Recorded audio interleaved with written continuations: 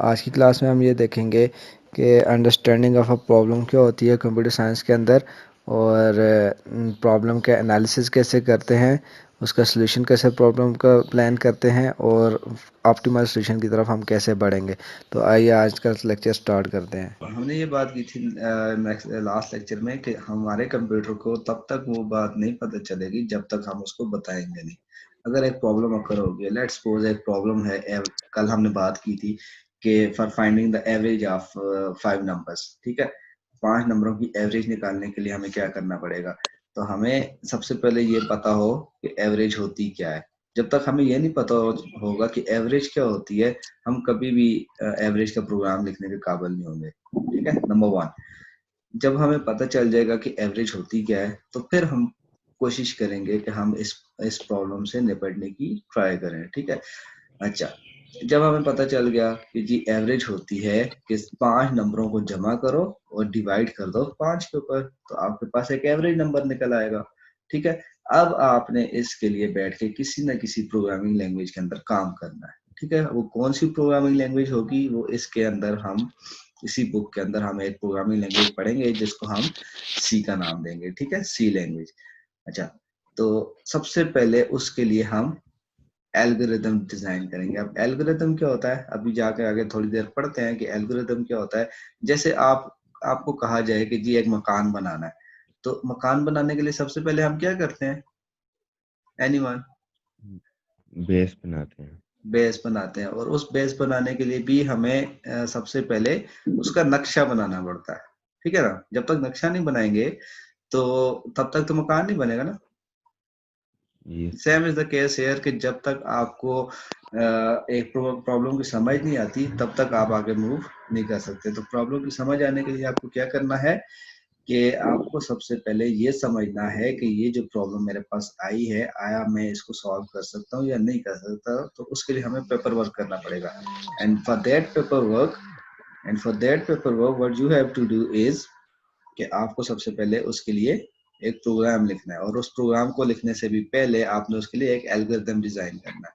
और वो एल्गोरिथम कैसे बनेगा अभी हम देखते हैं। The first part, which is known as the algorithm development, is often more difficult than the second one. ठीक है, सेकंड पार्ट उसके लिए प्रोग्राम लिखना होता है, और फर्स्ट पार्ट क्या है? एल्गोरिथम डिजाइन करना होता है। For this reasons many tools, बहुत सारे सॉफ्टवेयर भी हैं, टूल्स भी हैं नेट के ऊपर, और आप डाउनलोड करके उनको यूज भी कर सकते हैं। तो उसके लिए हमने ये दो चीजें करनी है, एल्गोरिथम डिजाइन करना है और उसके बाद कोड लिखना है। ठीक है, तो एल्गोरिथम को हम फ्लो चार्ट भी कहते हैं, और दूसरे को सूडो कोड भी कहते हैं। सूडो कोड का मतलब है कोड फॉल्स। 001। नहीं नहीं, सूडो कोड का ये मतलब है कि आपने एक्चुअल कोड नहीं लिखना, बल्कि एक ऐसा कोड लिखना है जो इंग्लिश लाइक होगा। ठीक है, कि मैं कहता हूँ मेरा पहला स्टेप क्या होगा। सेम इज द केस, जैसे मैं आपको बोलूं कि जी आपने लेट्स सपोज चाय बनानी है, तो चाय बनाने के लिए कितने स्टेप्स होंगे? 4 स्टेप्स होंगे। मैं चार। सब बिल्कुल, सबसे पहले आपने पानी रखना है, फिर उसके अंदर दूध डालना है, चीनी डालनी है, और पत्ती डालनी है, और उबाल पति लेनी है, तो चाय बन जाएगी। ठीक है, फिर तो करना है। ये सूडो कोड हो गया। ये एक्चुअल चाय तो नहीं बनी है, बल्कि हमने क्या किया, उसके लिए सूडो कोड लिख दिया। अच्छा, now the problem is an obstacle. अब प्रॉब्लम एक डिफिकल्टी होती है, एक चैलेंज होता है, एक सिचुएशन होती है जिसको आपने मीट करना होता है। ठीक है, और जिसका सॉल्यूशन प्लान किया जाना चाहिए, उस प्रॉब्लम का सॉल्यूशन प्लान किया जाना चाहिए। जब भी कहीं पे प्रॉब्लम आएगी तो आपने क्या करना है, when there is a difference between what should be and what is. अब दो बातें होगी, प्रॉब्लम होती क्या है और उसको सॉल्व करने के लिए क्या करना चाहिए। To make the problem definition easy, ask yourself some questions. Book वाला कहता है कि प्रॉब्लम की डेफिनेशन को आसान करने के लिए आप क्या करें, अपने आप से कुछ क्वेश्चंस करें। जैसे if you want to write a program to find the average of 5 numbers, you can ask yourself questions. क्या क्या क्वेश्चन आप अपने आप से पूछ सकते हैं? ये what does average exactly means, कि एवरेज का मतलब क्या होता है, एवरेज को कैलकुलेट कैसे करते हैं, and the way the problem can be well defined precisely, और कौन सा ऐसा तरीका होगा कि हम इस एवरेज को डिफाइन कर सकें लोगों के लिए। ठीक है, so this is the way.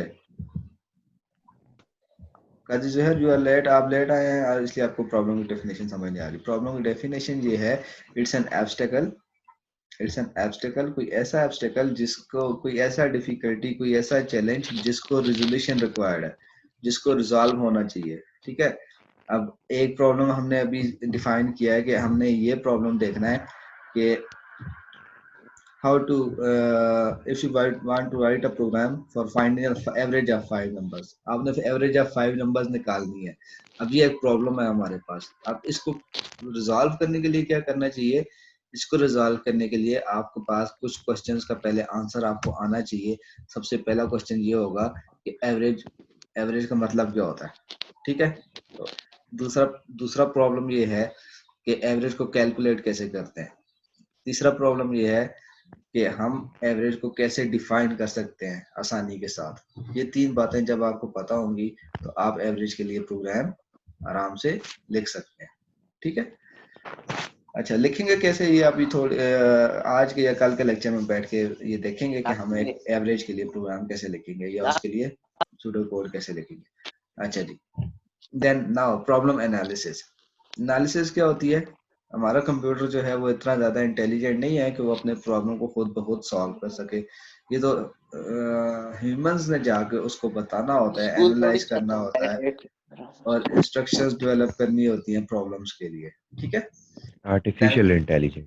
then then use the computer to execute the instructions for solving the problem। वो instructions हम कंप्यूटर को दे देते हैं, वो वाली instructions कंप्यूटर ने फॉलो करनी होती हैं और आपका प्रॉब्लम रिजॉल्व हो जाता है। ठीक है, after selecting and describing the problem you need to define the cause.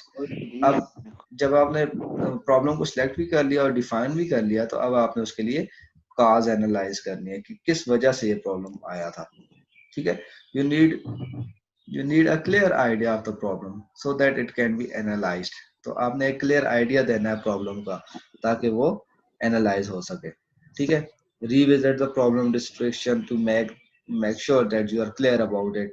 आपने प्रॉब्लम की डिस्क्रिप्शन को बार बार रिविजिट करना है कि आपको ये पता चले कि आप अपनी प्रॉब्लम के लिए क्लियर हैं कि ये प्रॉब्लम है क्या और मैं इसको कैसे सॉल्व करूंगा। आपको ये क्वेश्चंस आने चाहिए कि what is the problem about, problem किस रिलेटेड है और हाउ पास क्या है? फ्रीक्वेंटली डज इट अकर, ये कितनी दफा अकर होती है, कब और कैसे अकर होती है और इससे कौन कौन से लोग इफेक्ट होते हैं। ये चार चीजें आपको पता होनी चाहिए कि प्रॉब्लम है क्या, कितनी दफा अकर होती है, कौन और कहाँ पे ये अकर होती है और कौन लोग उससे इफेक्ट होते हैं। ठीक है सर, फ्रीक्वेंट का क्या मतलब होता है? फ्रीक्वेंटली कितनी कितनी दफा, ठीक है, कितनी तेज तेज। लोगों को क्या मसला होता है ठीक है। इसमें? लोगों को क्या मसला होता है लोगों को मसला होता है ना, देखें मैं बताता हूँ, एक मिनट। आपके पास अगर कैलकुलेटर आपके पास ना हो, ठीक है, और आपको एक बड़ी सारी कैलकुलेशन करने को दी जाए तो आप आराम से सॉल्व कर सकते हैं? नहीं। ये प्रॉब्लम होती है लोगों को। ठीक है, अच्छा, तो वो आपका प्रोग्रामर, वो आपका कंप्यूटर, वो आपका कैलकुलेटर सॉल्व कर लेता है। अब कैलकुलेटर के अंदर क्या हुआ है, कैलकुलेटर के अंदर भी यही प्रोग्रामिंग इन्वॉल्व हुई है। यही प्रोग्राम उठा के हमने कैलकुलेटर में डाल दिया तो उसने आपको कैलकुलेशंस करके दे दी। इसी क्लास के अंदर 10th में ही हम आपके लिए भी ऐसा प्रोग्राम बनाएंगे जो कैलकुलेटर बनाएगा। ठीक है, नॉर्मल सा सिंपल सा कैलकुलेटर जो कि सिर्फ प्लस माइनस मल्टीप्लाई और डिवाइड करेगा। सही हो गया? ये प्लास्टिक है या आपने अपने कंप्यूटर लैपटॉप में बनाया है? सारे लोग बनाएंगे अपने अपने लैपटॉप्स में। अच्छा, वो बाद की बात है जब प्रोग्रामिंग स्टार्ट कर लेंगे, तकरीबन तीसरे चैप्टर पे ठीक है। जाके, तीसरे चैप्टर पे जाके। ठीक है, अच्छा जी आगे चलते हैं। अब आपने जी हम बनाएंगे इंशाल्लाह ना, ऐप नहीं बनाएंगे, ऐप के लिए वो डिफरेंट कोर्स पढ़ना पड़ता है। Okay fine. अच्छा, तो अब हमने क्या करना है, ये बातें हमें पता चल गई तो अब हमने ब्रेन स्ट्रॉन्ग करनी है। इसकी कॉजेज जो है वो आपने जहन में सोचनी है कि ये प्रॉब्लम जब आया नया तो किस लड़का है वजह असल से से आया। आज। ठीक है जी, हमने ये देखना है कि ये प्रॉब्लम जब आई थी तो ये कैसे अकर हुई, चुप और कर फिर देते हैं हमने वो। उसकी कॉजेज को, फिर हमने उसकी कॉजेज को क्या करना है, ग्रुप करना है। फिर हमने वो रिप्रेजेंट करना है डेटा को ग्राफिकली। ग्राफिकली आप अपने डेटा को रिप्रेजेंट करवा देंगे। ग्राफिकली मतलब बताऊंगा ना, आगे जाके बताता हूँ। Then you have to select few vital factors, आपने कुछ फैक्टर्स इन्वॉल्व करने हैं। That you have analyze the problem, now you are making the solution of the problem, कि आपने एनालाइज कर लिया प्रॉब्लम को, अब हम उसके सॉल्यूशन की तरफ जा रहे हैं। ठीक है, जब सॉल्यूशन की तरफ जाएंगे तो then you have to plan the solution. After that आपने क्या करना है, अपने सॉल्यूशन को प्लान करना है। ठीक है, after analyzing the solution the problem is planned, the solution is planned। तो एनालिसिस के बाद हम अपने प्रॉब्लम का सॉल्यूशन प्लान करना है। There can be various solutions for a problem, एक प्रॉब्लम के बहुत सारे सॉल्यूशंस हो सकते हैं, but the proposed solution should be the cost effective, time effective, speedy and less complex. कहता है एक प्रॉब्लम के लिए बहुत सारे सॉल्यूशंस हो सकते हैं, एक से ज्यादा सॉल्यूशन एग्जिस्ट कर सकते हैं, लेकिन सबसे अच्छा सॉल्यूशन वो होगा जिसके ऊपर कम खर्च आए, कम टाइम लगे, स्पीड में काम करे और कम मुश्किल हो, कॉम्प्लेक्स भी ना हो। ठीक है, सबसे अच्छा सॉल्यूशन वो वाला सॉल्यूशन होगा जिसके ऊपर पैसे भी कम लगे, टाइम भी कम लगे, वो जल्दी भी काम करे और कॉम्प्लेक्स भी ना हो। ये चार चीजें होंगी तो हम ये कहेंगे कि हमारा सॉल्यूशन जो है वो अब बेस्ट पॉसिबल सॉल्यूशन है। ठीक है, अब दुनिया में सारे लोग ये करते हैं कि हमेशा किसकी तरफ जाते हैं, आसानी की तरफ जाते हैं, कि जो काम जल्दी हो सके, जो काम आसानी से हो सके, जिसका सॉल्यूशन सस्ता जल्दी हो, निकले। जिसका सॉल्यूशन टाइमली हो, जिसका सॉल्यूशन स्पीडी हो और जिसका सॉल्यूशन मुश्किल भी ना हो। ठीक है, ऐसा काम हमने करना है। अब काम तो सारे हो रहे हैं, लेकिन हमने ये देखना है कि जो सबसे ज्यादा कम टाइम ले। जी काजी जहर, कौन सी बात समझ नहीं आई बेटा, दोबारा समझ लेते हैं। मैंने ये बताया कि जब हम प्रॉब्लम को सॉल्व करने के लिए जाते हैं तो हमारे पास सबसे पहले हमने उसको एनालाइज करना होता है। एनालाइज करने के लिए हमें क्या करना है कि हमें ये देखना है कि हमारा प्रॉब्लम किस रिलेटेड है, कितनी जल्दी वो अकर होता है, कौन कौन से लोग उससे अफेक्ट होते हैं और कब और कैसे वो अकर होता है। ये चार चीजें जब हमें पता होंगी हमारे प्रॉब्लम के बारे में, तो फिर हम उसकी कॉजेस को अपने जहन में देखना है कि किस किस वजह से ये प्रॉब्लम आई है। ठीक है, फिर हमने उनको ग्रुप कर देना है, उन कॉजेस को ग्रुप करना है और फिर रिप्रेजेंट करना है, ग्रुप करके रिप्रेजेंट करना है कि ये मसले हैं और इनको मैं सॉल्व करने जा रहा हूँ। ठीक है, जब ये प्रॉब्लम मुझे समझ आ जाएंगे तो फिर मैं क्या करूंगा, फिर मैं कुछ फैक्टर्स होते हैं उनको हम देखेंगे। ठीक है, कि ये प्रॉब्लम हमने कैसे एनालाइज किया है और अब हम क्या करने जा रहे हैं, उसका सॉल्यूशन प्लान करने जा रहे हैं। ठीक है, जब सॉल्यूशन प्लान करने की तरफ जाएंगे तो फिर क्या करते हैं, after analysing the solution the problem is planned. ठीक है, जब एनालाइज कर लिया तो आपने अब क्या कर देना है, प्रॉब्लम को प्लान कर देना है। अच्छा,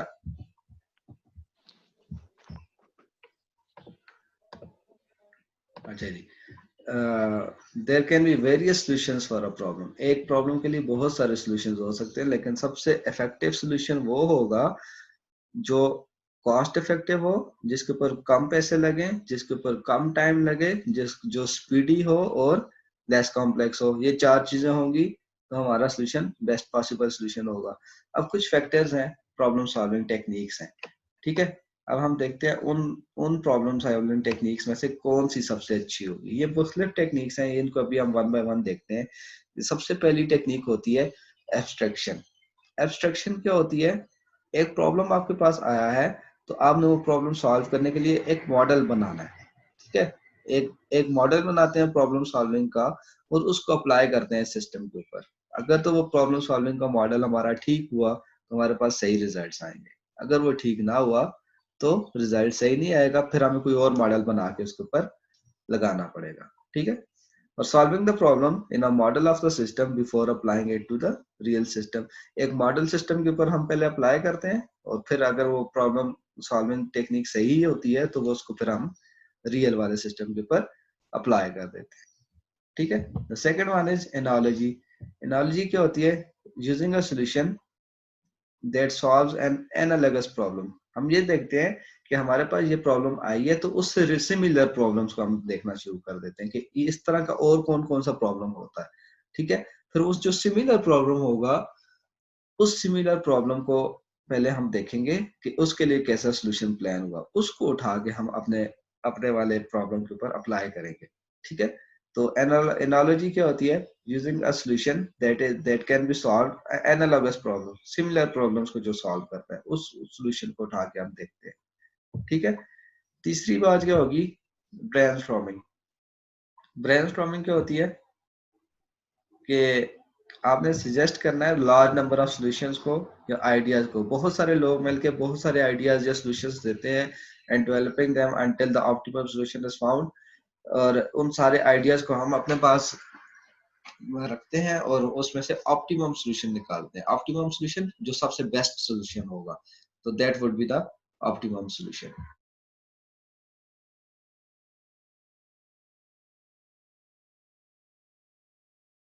नेक्स्ट टेक्निक है आपके पास डिवाइड एंड कंकर। डिवाइड एंड कंकर रूल ये होता है कि आपके पास एक लार्ज प्रॉब्लम आया है तो आपने उसको ब्रेक डाउन कर देना है इनटू स्मॉल प्रॉब्लम्स, ठीक है।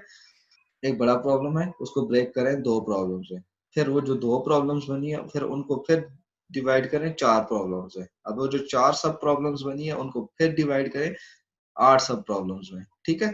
तो इन सबको क्या करना है?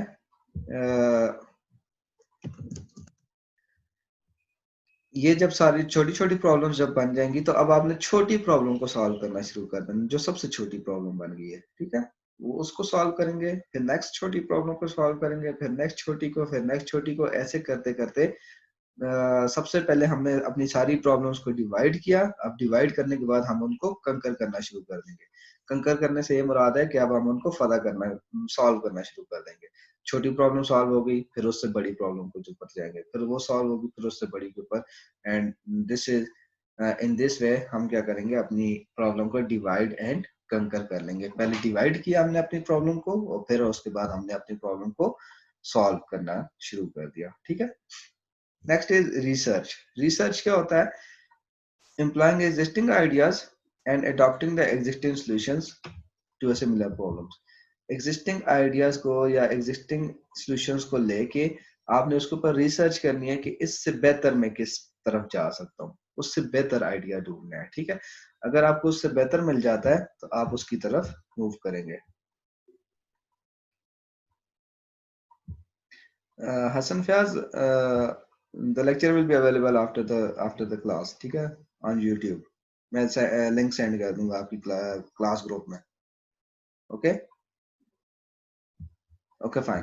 तो आपने क्या करना है? एम्प्लॉइंग एग्जिस्टिंग आइडियाज और adopting existing solutions to the similar problems. Similar problems के लिए आपने क्या करना है? एग्जिस्टिंग आइडियाज को देखना है और एग्जिस्टिंग सॉल्यूशंस को देखना है और फिर आपने उसके ऊपर रिसर्च करनी है, ठीक है। Yes Haseen. Next technique is, chat में लिखें बेटा जो भी इश्यू हो। Next technique is trial and error. Trial and error ये होता है testing the possible solutions until the right one is found, ठीक है। तब तक आपने टेस्ट करते जाना है, करते जाना है, करते जाना है, जब तक आपको राइट सॉल्यूशन नहीं मिल जाता, ठीक है। जब आपको राइट सॉल्यूशन मिल जाएगा तो आपने टेस्ट करना छोड़ देना है। Okay fine. रिडक्शन रहेगा,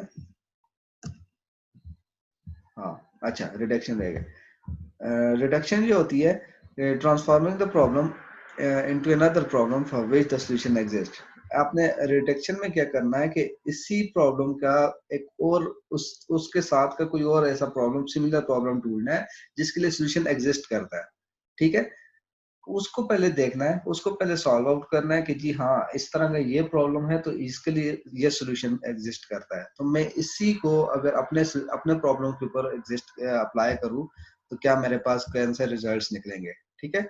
रिडक्शन का मतलब होता है किसी चीज को रिड्यूस करना, कम कर देना, ठीक है।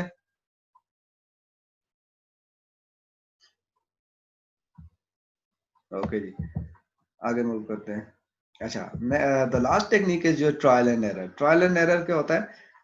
Testing the possible solution. आपने पॉसिबल सॉल्यूशन को टेस्ट करना है। जब जितने भी सॉल्यूशन हैं आपने सबको टेस्ट करते जाना है, करते जाना है जब तक आपके पास राइट सॉल्यूशन फाउंड नहीं हो जाता, तब तक आपने ये करते रहना है। अच्छा जी, आज के इस दोबारा इनको देख लेते हैं कौन कौन सी प्रॉब्लम सॉल्विंग टेक्निक्स हैं। अच्छा, तो सबसे पहले हमारे पास प्रॉब्लम सॉल्विंग टेक्निक क्या है? एब्स्ट्रैक्शन। एब्स्ट्रैक्शन में हमने क्या किया कि solving the problem in a model of the system. ठीक है, एक मॉडल बना दिया और उस मॉडल को हमने अप्लाई कर दिया to the real system. Analogy में हमने क्या किया था, हमने उसके सिमिलर प्रॉब्लम को देखा, अगर सिमिलर प्रॉब्लम एग्जिस्ट करता है तो उसके साथ हमने उसको ऊपर अप्लाई करके चेक कर लिया। ठीक है, ये एनालॉजी हो गई। The third one is brainstorming. Brainstorming में क्या किया था, बहुत सारे ग्रुप ऑफ पीपल के हमने ब्रेनस्टॉर्मिंग की और उन्होंने नंबर ऑफ सॉल्यूशंस हमें दिए और नंबर ऑफ आइडियाज दिए, तो हमने उनको कंबाइन करके वहां से एक ऑप्टिमल सॉल्यूशन निकाल दिया जो कि बेस्ट पॉसिबल सॉल्यूशन था।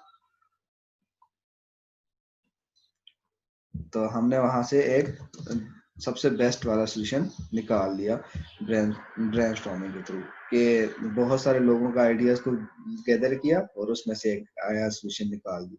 डिवाइड एंड कंकर क्या होता है, हमने अपनी प्रॉब्लम को छोटे छोटे हिस्सों में तकसीम किया। ठीक है, सबसे बड़ी प्रॉब्लम थी, उसको डिवाइड किया 2 में, फिर उन 2 को डिवाइड किया 4 में, उन 4 को डिवाइड किया 8 में, and so on and so fourth, जब तक हमें सबसे छोटी प्रॉब्लम नहीं मिल जाती। जब सबसे छोटी प्रॉब्लम मिल गई तो उस छोटी छोटी प्रॉब्लम्स को हमने सॉल्व किया और फिर छोटी छोटी प्रॉब्लम्स को सॉल्व करते करते हम बड़ी प्रॉब्लम की तरफ चले गए और फिर बाकी प्रॉब्लम्स हमारे पास रिजॉल्व हो गई। अच्छा, रिडक्शन में हमने क्या किया था, हमने ट्रांसफॉर्म किया था अपनी प्रॉब्लम को इनटू अनदर प्रॉब्लम जिसके लिए सॉल्यूशन एग्जिस्ट करता था। उस प्रॉब्लम के जिसका सॉल्यूशन एग्जिस्ट करता था उस प्रॉब्लम को हमने अपने सिस्टम के ऊपर अप्लाई किया। देन रिसर्च में हमने क्या किया था, हमने एम्प्लॉय हायर किए थे जो कि एग्जिस्टिंग आइडियाज को अडॉप्ट करेंगे और फिर उससे रिलेटेड सॉल्यूशन को फॉर्म करेंगे। And the last one was trial and error. Trial and error में हमने क्या किया कि हमने देखा अपने प्रॉब्लम को हमने बार बार टेस्टिंग की। ठीक है, पहली दफा टेस्ट किया, एरर आया, फिर टेस्ट किया, फिर एरर आया, फिर टेस्ट किया। ठीक है, तो बार बार टेस्टिंग करने से हमें क्या हुआ कि हमने हर दफा ट्रायल किया, फिर एरर निकाला, फिर ट्रायल किया, फिर एरर निकाला, और करते करते हम क्या करेंगे, अपने ऑप्टिमल सॉल्यूशन की तरफ, अपने फाइनल सॉल्यूशन की तरफ मूव आउट कर जाएंगे। ठीक है, अच्छा, इसके बाद एक छोटा सा प्रॉब्लम होता है that is known as candidate solution of a problem. Candidate solution ये होता है कि जो बेस्ट पॉसिबल सॉल्यूशन होगा आपके पास वो कैंडिडेट सॉल्यूशन कहलाएगा। ठीक है, solution is the act of process of solving the problem.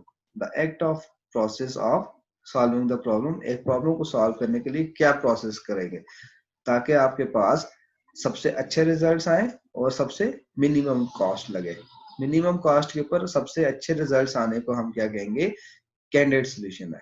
There may be several alternatives for solving the problem. एक प्रॉब्लम को सॉल्व करने के लिए बहुत सारे अल्टरनेटिव्स हो सकते थे, लेकिन आपने क्या किया, कैंडिडेट सॉल्यूशन की तरफ मूव किया। ठीक है, there may be several alternatives for solving the problem.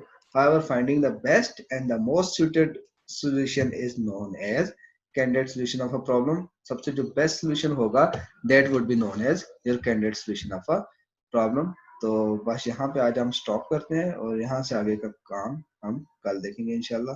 तो ऐसे मज़ीद आने वाली वीडियोस के लिए आप हमारा चैनल सब्सक्राइब करें और इसको लाइक भी करें और इसको अपने दोस्तों के साथ शेयर भी करें, और इसी कोर्स को हम आगे लेके चलेंगे और नेक्स्ट आने वाली वीडियोस में हम और भी डिटेल के अंदर बहुत सारे टॉपिक्स पढ़ेंगे।